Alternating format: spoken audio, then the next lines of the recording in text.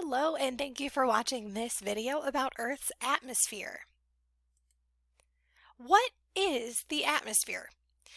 Earth's atmosphere is the envelope of gases that surrounds the planet.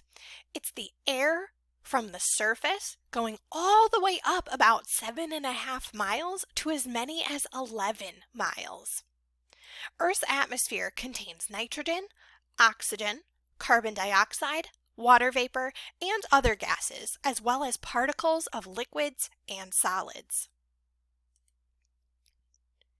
Nitrogen is the most abundant gas in the atmosphere. It makes up about 78% of the air we breathe. You may think that most of the air we breathe is oxygen, but that is false. It's actually nitrogen, though our body can't use it, so when we breathe it in, we breathe it right back out. We get nitrogen from our food. Nitrogen occurs in all living things and makes up about 3% of the weight of the human body. Oxygen is the second most abundant gas in the atmosphere and makes up about 21% of its volume. Plants and animals take oxygen directly from the air and use it to release energy from their food. Oxygen is also involved in many other processes. A fire uses oxygen rapidly as it burns. Without oxygen, the fire will go out. Some processes use oxygen more slowly. Steel in cars and other objects reacts slowly with oxygen to form iron oxide or rust. Carbon dioxide makes up less than 1% of the atmosphere, but it is essential to life. Plants must have carbon dioxide to produce food through photosynthesis. The cells of animals break down food and give off carbon dioxide as a waste product. When fuels like coal and gasoline are burned, they also release carbon dioxide. Burning these fuels increases the amount of carbon dioxide in the atmosphere.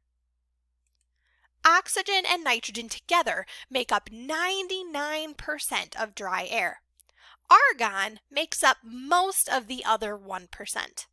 The remaining gases are called trace gases because only small amounts of them are present.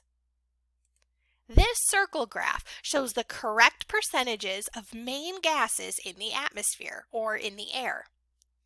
The air around us is 78% nitrogen, which makes up the largest piece of the pie.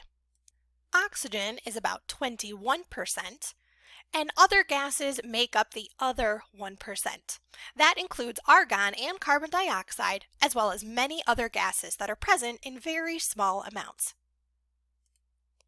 So far, we've discussed the composition of dry air, but in reality, air is not dry.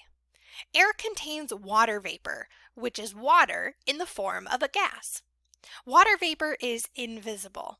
It is not the same thing as steam, which is made up of tiny droplets of liquid water.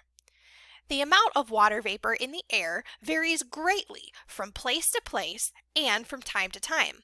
For example, the air in deserts is very dry and does not contain much water vapor. Here in Michigan, our winter air is very dry and very cold.